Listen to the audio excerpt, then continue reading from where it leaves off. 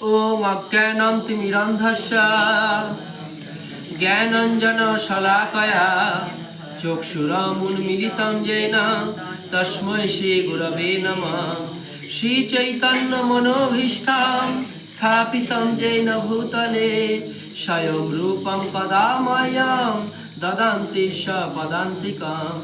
জয় শ্রীকৃষ্ণ চৈতন্য প্রভু নিত্যানন্দ শ্রী অদ্বৈত গদাধর শিবাসাদি গৌরভক্তবৃন্দ।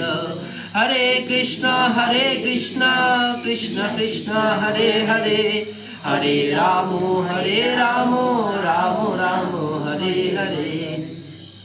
হে কৃষ্ণ করুণা সিন্ধু দীনবন্ধু জগৎপতে গোপেশ গোপিকা কান্ত রাধা কান্ত নমস্তুতে।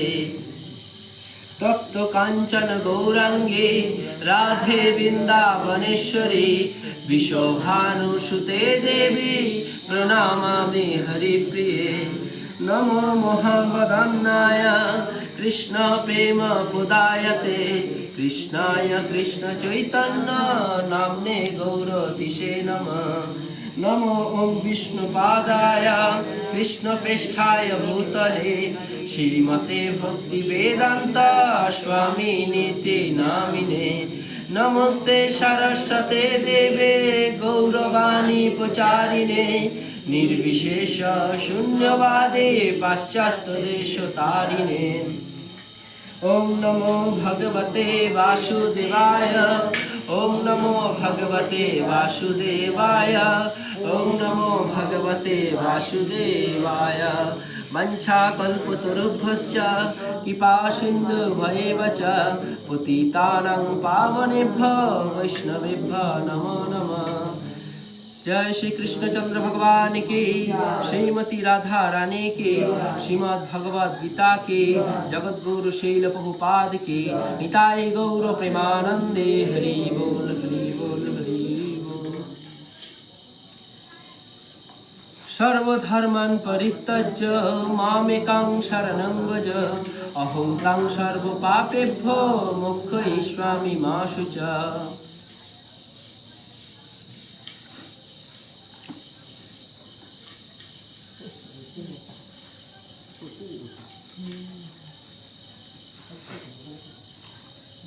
আচ্ছা, আমাদের ভগবদ গীতার 14 নম্বর অধ্যায় হচ্ছিল। 14 নম্বর অধ্যায়ের ক্রম অনুযায়ী আমাদের 19 নম্বর শ্লোক অবধি আগের দিন হয়েছিল। 14 নম্বর অধ্যায়ের নাম ছিল গুণত্রয় বিভাগ যোগ। গুণত্রয় বিভাগ যোগের 19 নম্বর শ্লোক অবধি আমাদের আগের দিন হয়েছিল।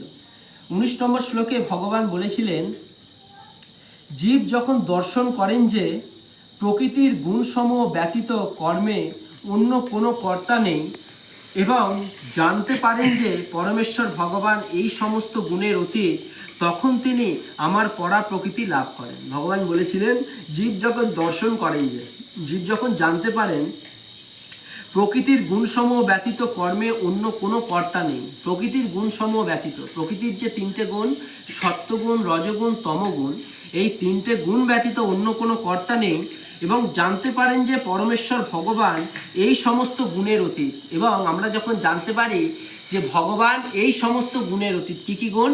সত্ত্বগুণ, রজগুণ আর তমগুণ। এই 3টে গুণের অতীত হচ্ছেন ভগবান। কেন? কারণ আমাদের জন্ম আছে, জন্ম থেকে আমরা আস্তে আস্তে বড় হই, বড় হয়ে যখন আমাদের কৈশোর হই, কৈশোর থেকে যৌবন হয়, যৌবন থেকে আস্তে আস্তে আমরা বৃদ্ধর দিকে এগিয়ে যাই। কিন্তু ভগবানের ক্ষেত্রে কি? ভগবানের আবির্ভাব আছে, প্রাকট্য আছে, ভগবানের লীলা আছে, শৈশব লীলা আছে এবং সেই লীলা কতটুকু? সেই যৌবন অবধি। ওই জন্য কৃষ্ণকে কি বলা হয়? নব যৌবন সমন্বিত। কৃষ্ণের কখনো বৃদ্ধ অবস্থা আমরা দেখতে পাই না। কৃষ্ণের কখনো আমরা বৃদ্ধ অবস্থা দেখতে পাই? কৃষ্ণ বুড়ো হয়ে গেছে সেটা আমরা দেখতে পাই না। কেন? ভগবান 3টে গুণ সৃষ্টি করেছেন, কিন্তু সেই 3টে গুণ ভগবানের প্রতি প্রভাবিত হয় না, আমাদের প্রতি প্রভাবিত হয়। কেন? আমরা বৃদ্ধ, আমাদের বৃদ্ধকাল আছে, আমাদের মৃত্যু আছে, কিন্তু ভগবানের বৃদ্ধকাল নেই। ভগবান নব যৌবন সমন্বিত। তাই ভগবানের আর এক নাম হচ্ছে কিশোর, আর রাধারানীর আর এক নাম কি? কিশোরী। আমরা বৃন্দাবনে গেলে দেখতে পাই কিশোর কিশোরী। এখানে আমরা বুঝতে হবে। আবার কৃষ্ণের আরেক নাম কি? ঘনশ্যাম, নব ঘনশ্যাম। তিনি সব সময় চির নব, চির নতুন তিনি। এখানে আমরা আগের দিন এই শ্লোক আলোচনা করেছিলাম, প্রভুপাদ তাৎপর্য দিয়েছিলেন। আজকের 20 নম্বর শ্লোক আমরা আলোচনা করব। সবাই আমার সাথে বলো।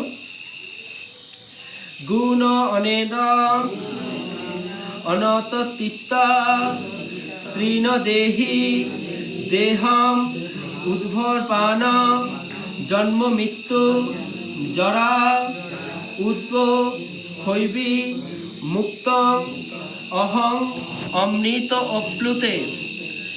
এখানে বলছেন ভগবান গুণান, গুণকে, এতান, এই, অতীত্য, অতিক্রম করে, তিনি, দেহি, জীব, দেহ, দেহে, সম উদ্ভাবান, উৎপন্ন, জন্ম, মৃত্যু, জরা, দুঃখই, দুঃখ থেকে বিমুক্ত, মুক্ত হয়ে, অমৃত অশ্লুতে ভোগ করেন। ভগবান বলছেন দেহধারী জীব এই 3 গুণ অতিক্রম করে জন্ম, মৃত্যু, জরা ও দুঃখ থেকে বিমুক্ত হয়ে অমৃত ভোগ করতে পারে। কি লিখছেন? দেহধারী জীব এই 3 গুণ অতিক্রম করে যে ব্যক্তি ভগবানকে জানতে পারে। আমাদের প্রত্যেকের মধ্যে একটা প্রশ্ন আছে। কি প্রশ্ন? যে আমরা আমাদের নিজেদিকে কতটুকু জানি। যদি ভাবা হয় যে আমি কি, সেটা একমাত্র আমিই জানি, এবং পাশে যদি আমার পিতামাতা কেমন সেটাও যদি আমাকে জিজ্ঞেস করতে হয়, সেটা কে ভালো বলতে পারবে? যে যার শরীর ধারণ করে আছে সে তাকে নিজেকেই সব থেকে ভালো বলতে পারবে। কেন? কারণ কে সব থেকে আমরা বেশি ভালোবাসি? আমি নিজেকে সব থেকে বেশি ভালোবাসি, প্রত্যেকেই, তাই তো? প্রত্যেকে ভালোবাসি না? যদি প্রশ্ন করা হয় একটা নৌকায় 10টা লোক আছে, 10টা লোকের মধ্যে সবাই কি চায়? আমি বাঁচতে চাই। নৌকাটা মাছ নদীতে গিয়ে যদি ডুবতে থাকে, সবাই কি চায়? আমি বাঁচবো। কারোর মধ্যে প্রশ্ন আসে তখন, কারোর মধ্যে ভাব উদয় হয় যে আমি মরবো, কিন্তু পাশের যে লোকটা আছে আমি তাকে বাঁচাবো। এটা তখন আমাদের কারোর মধ্যে আসে না। কি মনে আসে? আমি বাঁচলে, আমরা একটা কথাই বলি, নিজে বাঁচলে বাপের নাম। এটা আমরা সবসময় ভাবি। তাহলে চিন্তা করে দেখো, বেশি আমরা কাকে ভালোবাসি? নিজেকে সব থেকে বেশি ভালোবাসি। কেন? নিজে যাতে বিপদ থেকে মুক্ত হই, নিজে যাতে মৃত্যুর যন্ত্রণা, অর্থাৎ মৃত্যু যাতে আমার না হয়, আমরা সবাই এটা ভাবি সব সময়।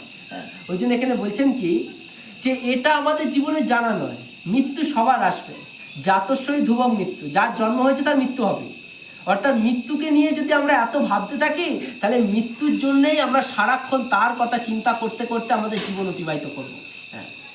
যেমন এখন যদি আমরা ভাবি, যদি অর্থ ইনকাম না করি খাবো কি? যদি না খাই শরীর দুর্বল হয়ে মৃত্যু হবে। শরীরে রোগ, ডাক্তার যদি না দেখায় তাহলে কি হবে? একটা সময় আসবে কি আস্তে আস্তে সেই রোগ বাড়তে বাড়তে মৃত্যু হবে। সবার ভয় কোথায়? একমাত্র মৃত্যু। ওই জন্য বলছেন কি, 4টে জিনিস আমাদের আছে, আহার, নিদ্রা, ভয় আর মৈথুন। 4টে জিনিস আমরা করি। এই 4টে জিনিস কিন্তু পশুরাও করে। আহার মানে কি? খাওয়া। নিদ্রা মানে কি? ঘুম।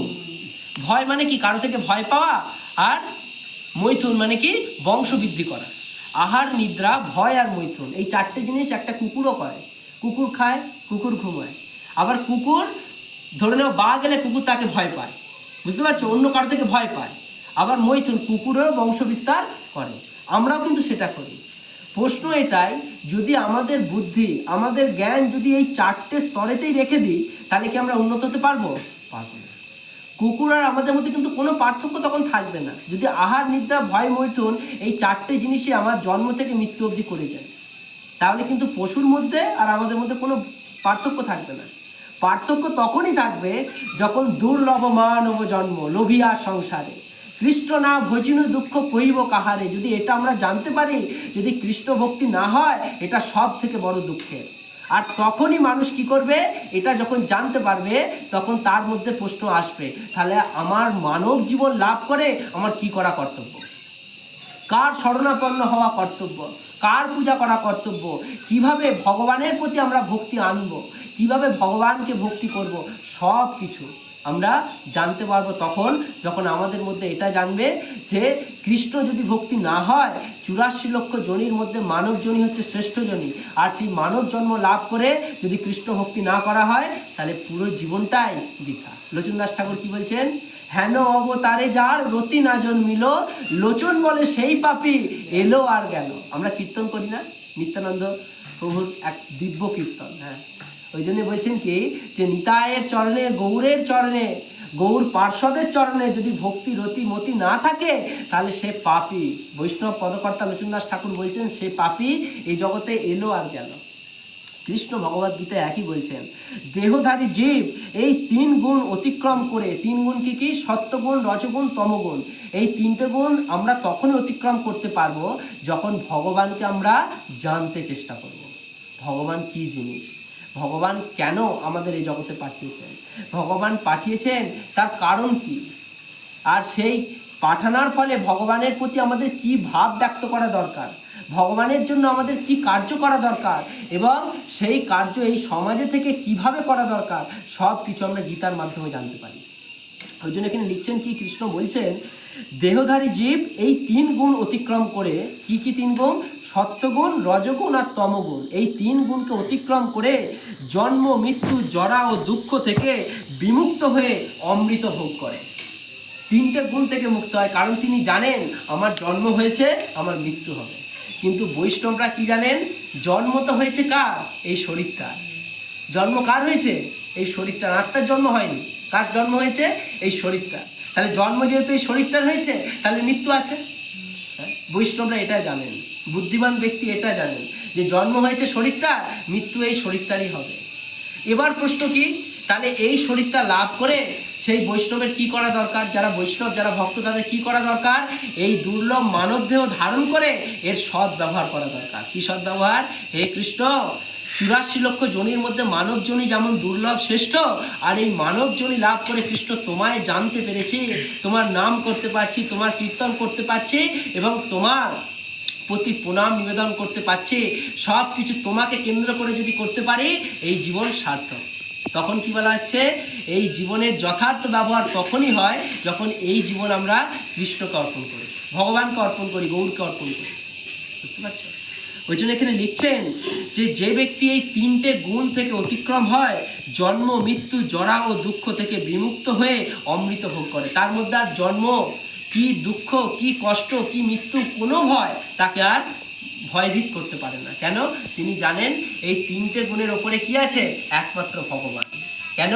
ভগবান এই 3টে গুণ সৃষ্টি করেছেন, ভগবান এই 3টে গুণ সৃষ্টি করেছেন, আর সেই ব্যক্তি এই 3টে গুণের অতিক্রম করে ভগবানের নাম কীর্তন করলে সে ব্যক্তি মৃত্যুর পর ভগবানকে লাভ করে, এবং সেখানে লিখছেন অমৃত ভোগ করেন। অমৃত মানে কি? বলো, অমৃত মানে কি? তোমরা তো সবাই জানো অমৃত যেটা গ্রহণ করলে কখনো মানুষের মৃত্যু হয় না। সব থেকে উত্তম জিনিসকে আমরা কি বলি? ওরে মন, ওরে মন, হরি নাম করসার, এভব সাগর হবে বালুচর, হাঁটিয়া হইবি পার। সাগর যদি শুকিয়ে যেতে পারে, বালু চড়ায় পরিণত হতে পারে, তাহলে চিন্তা করে দেখো হরিনামের মাহাত্ম্যে এটা বলা হচ্ছে যে ব্যক্তি কৃষ্ণকে জানেন, যে ব্যক্তি কৃষ্ণ নাম করেন, সে ব্যক্তির মৃত্যু, দুঃখ, কষ্ট সব কিছু ভয়কে অতিক্রম করতে পারে, এবং অতিক্রম করে কি পান করে? অমৃত পান করে। অমৃত পান করলে তার মৃত্যু আছে? মৃত্যু নেই। কিন্তু বৈষ্ণব কি করেন? এই দেহটা ত্যাগ করে এই জামাটাকে ছেড়ে দিয়ে নতুন একটা জামা ধারণ করেন। বুঝতে পারছো? সেই দেহ ধারণ করে সে ভগবান ধামে, ভগবানের লীলায় এবং ভগবান সেবায় নিয়োজিত হয়। তাৎপর্য দিচ্ছেন প্রভুপাদ, কি বলছেন? এই জড় শরীরে থাকা সত্ত্বেও শুদ্ধ কৃষ্ণ ভাবনায় অধিষ্ঠিত হয়ে কিভাবে গুণ অতীত অবস্থায় থাকতে পারা যায় তা এই শ্লোকে বর্ণনা করা হয়েছে। কি বলছেন? এই জড় শরীর থাকা সত্ত্বেও, আমাদের প্রত্যেকের জড় শরীর আছে। জড় শরীর কাকে বলা হয়? বলো, ক্ষিতি, অপ, তেজ, মরুদ, বোম। অর্থাৎ এই 5টা ক্ষিতি, অপ, তেজ, মরুদ, বোম। ক্ষিতি মানে কি? মাটি, জল, বায়ু, আকাশ, অগ্নি। এই 5টা বস্তু দিয়ে আমাদের শরীর তৈরি। এই যে শরীরটা আমরা দেখতে পাচ্ছি চোখে, এটা তৈরি। কিন্তু চিন্তা করে দেখো, এই শরীর থাকা সত্ত্বেও শুদ্ধ কৃষ্ণ ভাবনাময়ে অধিষ্ঠিত হয়ে কিভাবে গুণের অতীত অবস্থায় থাকতে পারা যায়। এই শরীর লাভ করলাম, এই শরীর লাভ করে যখন কৃষ্ণ ভক্তি করি, কৃষ্ণ নাম শুনি, ভগবানের যে দিব্য বাণী ভগবদ গীতা শ্রবণ করি, ভগবদ গীতা পড়ি, তখন কি জানতে পারি আমরা, যে এই শরীর থাকা সত্ত্বেও আমরা ভগবানকে অনায়াসে লাভ করতে পারি। তখন এখানে লিখছেন কি, যে গুণাতীত অবস্থায় থাকতে পারা যায়, এই শ্লোকে তা বর্ণনা করা হয়েছে। এই তিনটে গুণের থেকে অতি উত্তম স্তরে থাকতে পারা যায়। সংস্কৃতে দেহী শব্দটির অর্থ হচ্ছে দেহধারী। সংস্কৃতে দেহী শব্দের অর্থ হচ্ছে দেহধারী। এই জড়দেহ থাকলে দিব্য জ্ঞান লাভ করার ফলে মানুষ প্রকৃতির গুণের প্রভাব থেকে মুক্ত হতে পারেন।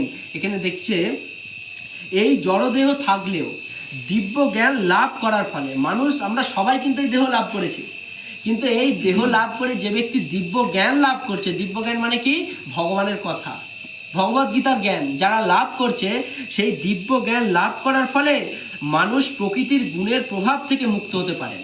এই যে তিনটে গুণের প্রভাব, সত্যগুণ, রজগুণ, তমগুণ, এই তিনটে গুণের প্রভাব থেকে মানুষ মুক্তি হতে পারে, মুক্ত লাভ করতে পারে।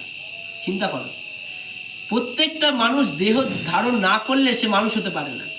প্রত্যেকটা, আমরা আমাদের আশেপাশে যত মনুষ্য জীবকে দেখছি, সব মানুষ তাদের দেহ লাভ করেছেন। কেন লাভ করেছেন?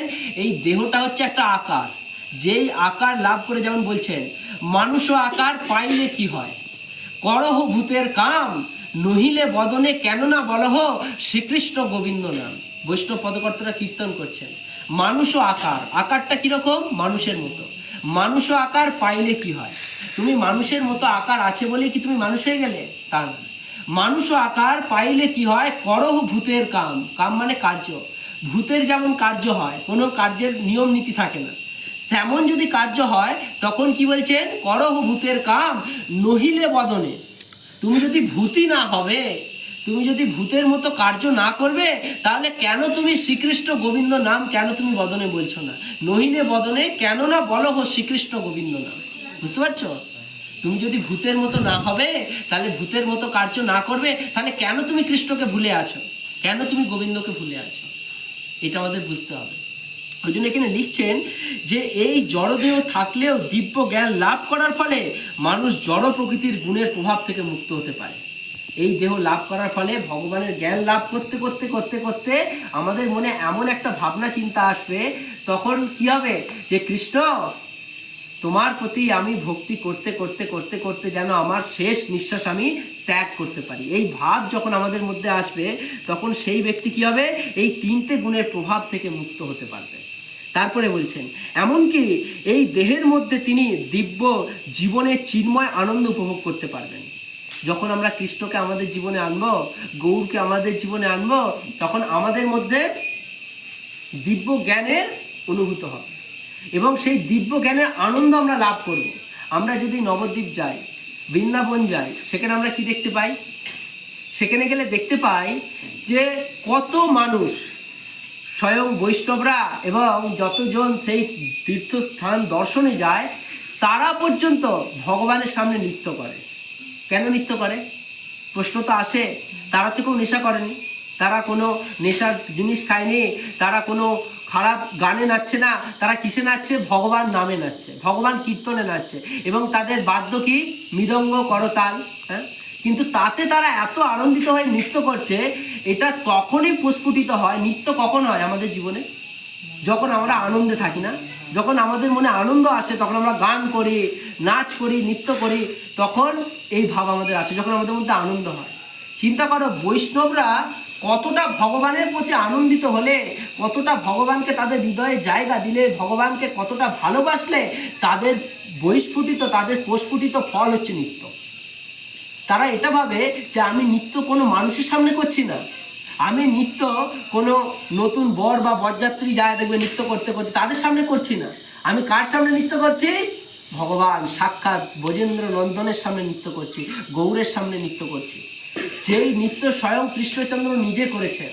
কলিযুগের পতিত পাবন অবতার শ্রী গৌরাঙ্গ মহাপ্রভু, তিনি শিবাস অঙ্গনে নৃত্য গীত করেছেন। চিন্তা করো সেই নৃত্যের মহিমা কতটা। মহাপ্রভুর আমরা আজও পর্যন্ত চিত্রপটে আমরা দেখতে পাই দু হাত তুলে নৃত্য করছেন। সমস্ত পার্শ্ববৃন্দ নিয়ে। নৃত্যের মহিমা অনেক মহিমান্বিত। যে ব্যক্তি ভগবানের সামনে নৃত্য করে তার লক্ষ লক্ষ কোটি কোটি যা জন্মের তার পাপ আছে নিমেষের মধ্যে দ্রবীভূত হয়ে যায় ভগবানের সামনে নৃত্য করলে। এটা নৃত্যের মাহাত্ম্য। ওই জন্য এখানে লিখছেন, ভগবান বলছেন, প্রভুপাদ তাৎপর্য বলছেন যে এমনকি এই দেহের মধ্যে তিনি দিব্য জীবনের চিন্ময় আনন্দ লাভ করতে পারেন। আনন্দ কাকে বলে? যখন আমরা গান করি, নৃত্য করি, হাসি ঠাট্টা করি, তাকে তো আনন্দ বলে, তাই না? নাকি কান্নাকে আনন্দ বলে?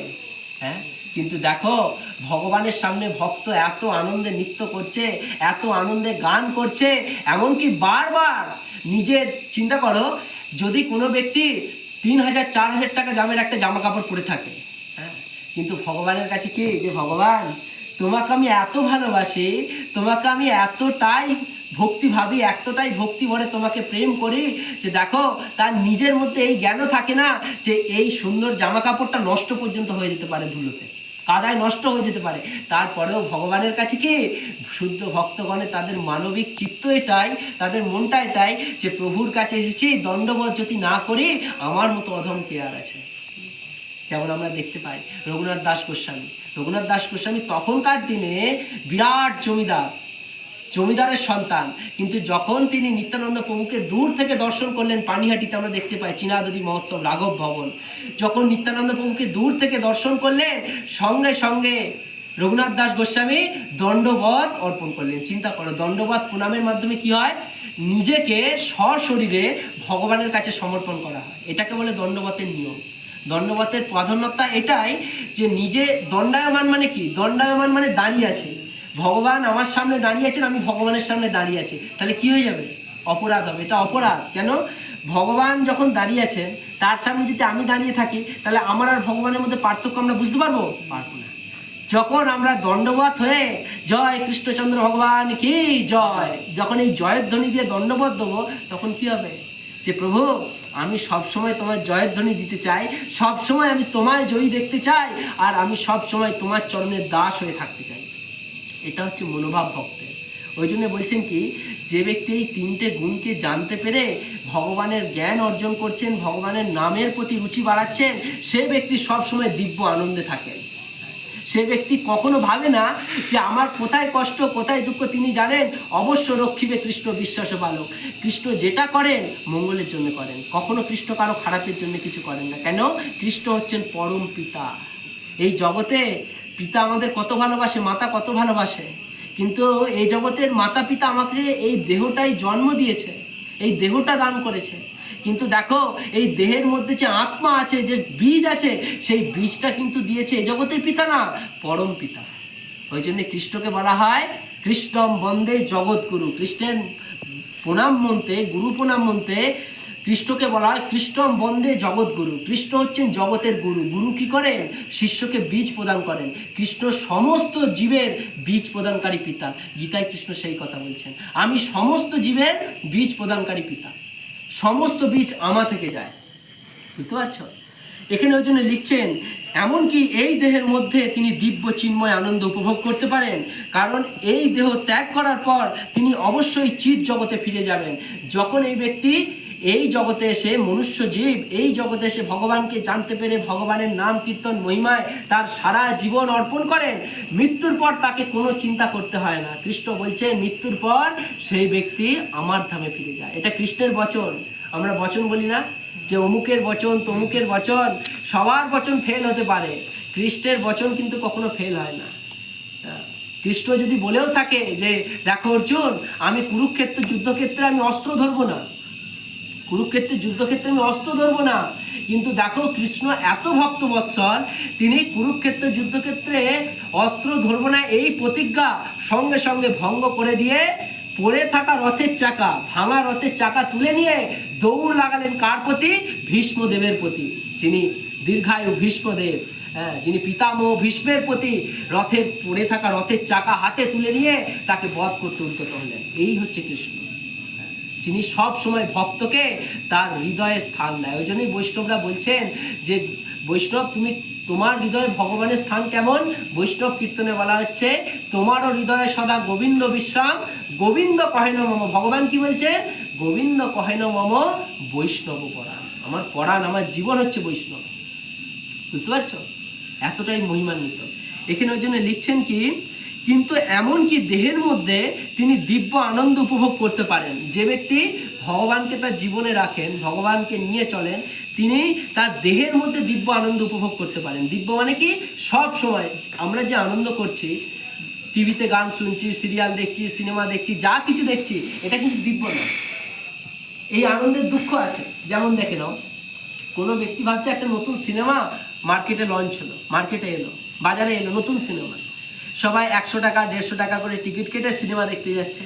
হ্যাঁ, এই 1টা থেকে 4টে অবধি 3 ঘন্টার সিনেমা কি 2 ঘন্টার সিনেমা দেখতে গেল। প্রথমত কি চিন্তা করো, আমরা পয়সা দিলাম, টিকিট কাটলাম, নিজে মেহনতি করে সিনেমা হলে যেতে হলো, তাকে সময় দিতে হলো, নায়কও কাঁদছে আমিও কাঁদছি, নায়কও হাসছে আমিও হাসছি, নায়কও মারপিট করছে আমিও, আমার মনের মধ্যে মারপিট, আমিও যদি পেতাম 2-4 জনকে ঘুষি মারতাম, আমার মধ্যে এটা হচ্ছে। একটা সময় এমন এলো যখন সমাপ্তির দিকে চলে গেল, তখন কি হলো, নায়কও টাকা কামিয়ে ঘর চলে গেল, আর আমিও কি করলাম, টাকা ফুটিয়ে দিয়ে ঘরে এসে বসে থাকলাম, টাকা খরচ করে দিয়ে ঘরে এসে বসে থাকলাম। এই হচ্ছে এই জগতের আনন্দ। যেই আনন্দে কি, যেই আনন্দ করতে গেলে দুঃখটা বেশি, যেই আনন্দের পেছনে সবসময় দুঃখ বেশি। কিন্তু দেখো ভগবানের দিকে, যেই ভগবান কৃষ্ণচন্দ্র আজ থেকে 5500 বছর আগে লীলা বিলাস করে চলে গেছেন দাপর যুগে, সেই কৃষ্ণচন্দ্র পুনরায় গৌরচন্দ্র রূপে এসে 500 বছর, 535-37 বছর আগে এসে আজও পর্যন্ত এমন দিব্য নামের মহামন্ত্র, হরে কৃষ্ণ মহামন্ত্র নামের বন্যা বইয়ে গেছে। আজও পর্যন্ত লাখো লাখো কোটি কোটি মানুষ সেই নামের বন্যায় এখনো ভাসছে, প্রতিদিন সেই নাম কীর্তন এখনো করছে, আর দিব্য আনন্দে তারা নৃত্য করছে। একে বলে ভগবান নামের আনন্দ, একে বলে দিব্য নামের আনন্দ। বুঝতে পারছো? ওই জন্য দিব্য শব্দটা কেন ব্যবহার করা হচ্ছে, ভগবান নামেতে দিব্য শব্দ ব্যবহার করা হচ্ছে। যেই নাম করলে আমাদের মধ্যে আনন্দ আসে, যেই নাম করলে আমাদের মধ্যে শান্তি আসে, যেই নাম করলে আমাদের মধ্যে করুণা আসে, এবং যেই নাম করলে অপরকে আমরা করুণা প্রদান করতে পারি। স্বয়ং রামচন্দ্র বলতেন যে সব থেকে বড় দয়া যদি কাউকে করতে হয়, জীবের প্রতি করুণা করো। কি করুণা করো? যেমন রাবণকে পর্যন্ত বলছেন রামচন্দ্র, যেই রাবণ সব থেকে অধম পাপী, যিনি তার স্বয়ং শক্তি সীতাদেবীকে হরণ করে নিয়েছেন রাবণকে, তখনও বলছেন রামচন্দ্র যে রাম বলছেন রাবণকে যে হে রাবণ, তুমি এখনো পর্যন্ত তোমার সময় আছে, তুমি সীতাকে আমার কাছে ফিরিয়ে দিয়ে আমার চরণে আত্মসমর্পণ করো, আমি তোমায় ক্ষমা করে দেব, আমি তোমায় করুণা করব। চিন্তা করো, এই হচ্ছে রামচন্দ্র, যে করুণা করার জন্য জগতে এসেছেন, সবার প্রতি করুণা করার জন্য। সেই গৌরচন্দ্র রূপে যখন রামচন্দ্র এলেন কলিযুগে, পতিত অধম পতিত জীবের দ্বারে দ্বারে গিয়া হরিনাম মহামন্ত্র দেন বিলাইয়া। বুঝতে পারছো? অধম পতিত জীবের, কে ব্যক্তি অধম, কে দুরাচারী, কে কি, কারো কিচ্ছু জানার দরকার নেই, কি একটাই, কি হরিনাম মহামন্ত্র দেন বিলাইয়া। গৌরাঙ্গ মহাপ্রভু নিত্যানন্দ প্রভু তার পার্শ্বদগণ জীবের দ্বারে দ্বারে গিয়ে নাম বিলিয়েছেন। চিন্তা করে দেখো। আর সেই নাম বিলোনার ফলে আজকে আমরা সবাই এই স্থানে বসে শুদ্ধ একাদশী তিথিতে ভগবানের কথা, ভগবদ গীতা আলোচনা করছি। এটা একমাত্র নামের প্রভাব। কলিযুগেতে এত পাপ কার্য বাড়ছে, তারপরেও আমরা কৃষ্ণকে কেন এখনো ভক্তি করছি? কারণ আমরা জানি যে কৃষ্ণ ছাড়া এই জগতে আর মুক্তি দান করার মতো কেউ নাই, দেবী দেবতা পর্যন্ত নাই এই জগৎ থেকে মুক্তি দিতে পারে, এতটাই মহিমান্বিত কৃষ্ণ নাম। ওই জন্য এখানে লিখছেন, কিন্তু এমন কি দেহের মধ্যে তিনি দিব্য আনন্দ উপভোগ করতে পারেন। পক্ষান্তরে বলা যায় ভক্তিযোগে কৃষ্ণ ভাবনাময় হওয়াই হচ্ছে জড় জগতের বন্ধন থেকে মুক্ত হওয়ার লক্ষণ। পক্ষান্তরে কৃষ্ণ ভাবনাময় হওয়াই হচ্ছে জড় জগতের বন্ধন থেকে মুক্ত হওয়ার লক্ষণ। একমাত্র এই জড় জগতের যা বন্ধন আছে, সেই সমস্ত বন্ধন থেকে মুক্তি যদি পেতে চাও, আজকে এখন থেকে কৃষ্ণকে তোমার সঙ্গে যুক্ত করো। ওই জন্য কি বলা হয়, হরি হরি বিফলে জনম গোয়াইনু, মনুষ্য জীবন পাইয়া রাধা কৃষ্ণ না ভজিয়া, জানিয়া শুনিয়া বিষ খাইনি। বুঝতে পারছো? প্রত্যেকজনকে এটা বুঝতে হবে। মনুষ্য জীবন পেলাম, কিন্তু রাধা কৃষ্ণের ভক্তি করলাম না, গৌরের ভক্তি করলাম না, তাহলে কি হবে? জেনে শুনে বিষ খাওয়ার সমান হবে। ওই জন্য বলছি কি, প্রত্যেকটা মনুষ্য সমাজকে চৈতন্য মহাপ্রভু নিত্যানন্দ প্রভু এসে প্রত্যেক জনকে বলছেন যে তোমরা কৃষ্ণের সংসার করো, কৃষ্ণের সংসার করো, ছাড়ো অনাচার, জীবে দয়া কৃষ্ণ নাম সর্বধর্মসার। কি বলছেন? জীবে দয়া, কি নাম? কৃষ্ণ নাম। জীবের প্রতি দয়া করো। কিসের দয়া করো? কৃষ্ণ নামের দয়া করো। যে কৃষ্ণকে জানতে পারছে না, আমাদেরকে জানাতে হবে কৃষ্ণের ভক্তি করো, কৃষ্ণ নাম জপ করো, মহামন্ত্র নাম জপ করো, মহামন্ত্র নামের প্রতি ভক্তি বাড়াও। তখন কি হবে? জীবে দয়া কৃষ্ণ নাম সর্বধর্মসার। এটা গদ্রুম দ্বীপের এক ভজন, বুঝতে পারছো? নদিয়া গদ্রুমে নিত্যানন্দ মহাজন, পাতি আছে না ভট্ট জীবেরও কারণ। না ভট্টের নামের হাট বসিয়েছিলেন নিত্যানন্দ প্রভু। আর সেই হাটে শ্রদ্ধা বায়নে জন হে, শ্রদ্ধা বায়নে জন হয়ে, সেই হাটে কারা আসবে? যারা শ্রদ্ধা দেবে, শ্রদ্ধার দ্বারা এই নাম ক্রয় করবে। তারপরেও নিত্যানন্দ প্রভু বললেন যে যে ব্যক্তি কৃষ্ণের সংসার করবে, সেই ব্যক্তি কি করবে? কৃষ্ণের সংসার মানে অনাচার ত্যাগ করতে হবে, কটূক্তি ত্যাগ করতে হবে, পরনিন্দা পরচর্চা ত্যাগ করতে হবে। তখন কৃষ্ণের সংসার করো, ছাড়ো অনাচার, জীবে দয়া কৃষ্ণ নাম সর্বধর্মসার। এখানে ওই জন্য লিখছেন যে ভক্তিযোগে কৃষ্ণ ভাবনাময় হওয়াই হচ্ছে জড় জগতের বন্ধন থেকে মুক্ত হওয়ার লক্ষ্য। হ্যাঁ, জড় জগতের বন্ধন থেকে মুক্ত হওয়ার লক্ষ্য হচ্ছে কৃষ্ণ ভাবনাময়, কৃষ্ণের প্রতি ভক্তি করতে হবে। এই জগতে অনেক ভক্তির পথ আছে, কিন্তু কৃষ্ণ কত দয়াময় যে অন্তিমে তোমার সাথ দেবে। অন্তিমে কে সাথ দেবে? অন্তিমে ছেলে দেবে, মেয়ে দেবে, আত্মীয় পরিজন কেউ দেবে না, দেবদেবীরাও সাথ দেবে না। সাথ কে দেবে? হরি, একমাত্র হরি তোমার সাথ দেবে, কৃষ্ণ তোমার সাথ দেবে, আর কেউ দেবে না। এই যে তুলসী মহারানীর আমরা পরিক্রমা করি, তুলসী মহারানীকে জল অর্পণ করি, দীপ অর্পণ করি, এই তুলসী মহারানী অন্তিমে সাথ দেবে, যাবে না? তুলসী বৃক্ষ মৃত্যুদেহের সঙ্গে তুলসী বৃক্ষ পর্যন্ত সাথ দেবে। কেন? শাস্ত্রে বলা হয় তুলসী দেবীর মহিমা এত উত্তম, এত উত্তম যে ভব সাগর, আমরা যদি সাগর পাড়ি দিই কাঠের নৌকা বা কাঠের ওপর অবলম্বন করে, তবেই তো সাগর পাড়ি দেওয়া যায়, তাই তো? কাঠের তৈরি নৌকা, যদি আমরা নদী পেরোই কি হয়? কাঠের তৈরি নৌকার ওপর ওঠো, নদী আরামসে পেরিয়ে ওপারে গিয়ে উঠে পড়বে। ঠিক তাই আমরা যদি ভব সাগর পেরোতে চাই, কিছু করি আর নাই করি, কৃষ্ণ নাম আর গলায় যেন তুলসী দেবীকে আমরা রাখতে পারি, তার দ্বারা কি হবে? সাগরে মানুষ তো ভাসতে চায় না, ডুবতে চায়, ভাসতে চায় না। তুলসী মহারানী বৃক্ষের সমান, সেই বৃক্ষ কি কাজ করে? যেমন জলেতে যেমন কাঠ ভাসে, এই ভব সাগর থেকে যদি আমরা ভেসে ভেসে ওপারে যেতে চাই, তাহলে কি করতে হবে? তুলসী মহারানীর আশ্রয় নিতে হবে। আর তুলসী মহারানীর আশ্রয় নিলে কি হবে? অনায়াসে ভব সমুদ্র ভাসতে ভাসতে ভাসতে ভাসতে আমরা পেরিয়ে যেতে পারবো। বুঝতে পারছো? মুখে কৃষ্ণ নাম আর কণ্ঠে তুলসী, সব থেকে উত্তম জিনিস এটা। ওই জন্য কি, যার কণ্ঠে তুলসী নেই সে ব্যক্তিকে আগে যত তাড়াতাড়ি সম্ভব তুলসী ধারণ করতে হবে। শাস্ত্রে এটাও বলা হয় তুলসী মহারানীতে যে যে ব্যক্তি তুলসীর কণ্ঠের মালা গলায় ধারণ করে, সে ব্যক্তি যদি বাথরুমেও স্নান করে, তার সমস্ত তীর্থে স্নান করার সমান হয়। সে যে ব্যক্তি স্নান করছে, তুলসীর এই জল গোটা অঙ্গে, তার শরীরকে স্পর্শ করে যখন গোটা অঙ্গে প্রভাবিত হয়, তখন তার গোটা শরীরে সমস্ত মহা তীর্থের যে নদ নদী আছে, সমস্ত নদীতে স্নান করার ফল লাভ হয়। বুঝতে পারছো? এতটাই মহিমান্বিত তুলসী মহারানী। ওই জন্য এখানে লিখছেন যে যে ব্যক্তি কৃষ্ণ নামের প্রতি রুচি করবে, কৃষ্ণ ভাবের প্রতি রুচি করবে, সে ব্যক্তি কি হবে? এই জড়জগতের বন্ধন থেকে মুক্ত হয়ে, এই জড়জগতের বন্ধন থেকে মুক্ত হতে পারবে অনায়াসে। এবং অষ্টদশ অধ্যায়ে সেই ব্যাখ্যা করা হবে। অষ্টদশ অধ্যায় মানে কি? 18 নম্বর গীতার 18 নম্বর অধ্যায়ে এই ব্যাখ্যা করা হবে। কোনো মানুষ যখন জড় প্রকৃতির গুণের প্রভাব থেকে মুক্ত হন, তখন তিনি ভক্তিযোগে ভগবানের সেবায় যুক্ত হন। কোনো মানুষ যদি প্রকৃতির গুণের প্রভাব থেকে যদি কোনো মানুষ মুক্ত হতে চায়, যে আমি এই জড় প্রকৃতির গুণ থেকে মুক্ত হতে চাই, তাহলে কি? তখন তিনি ভক্তি যোগে ভগবানের সেবায় যুক্ত হয়। কি যোগে ভগবানের সেবায় যুক্ত হয়? ভক্তি যোগে। কথাটা ভালো করে বুঝতে হবে, ভক্তি যোগে। ওই জন্য কি বলা হচ্ছে? ভক্তি সর্ব উত্তম পথ। দান, দক্ষিণা, যজ্ঞ, তপস্যা এগুলো অনেক কম, সব থেকে উত্তম হচ্ছে ভক্তি।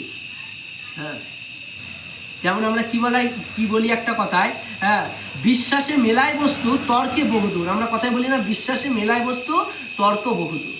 ভক্তিটা সেই ধরনের পন্থা যে আমি বিশ্বাস করি কৃষ্ণ আছেন, আমি বিশ্বাস করি গৌরাঙ্গ আছেন, নিত্যানন্দ আছেন, তুলসী আছেন, তারা সবাই আছেন, এবং আমি বিশ্বাস করি কি আমি যদি তাদের প্রতি ভক্তিবান হই, তারা সব সময় আমার প্রতি সেই প্রভাব রাখবে, আমার প্রতি সেই কৃপা করবেন, যাতে এই ভব সংসারে আমি কোনো রকম দুঃখ কষ্টের দ্বারা জর্জরিত না হই।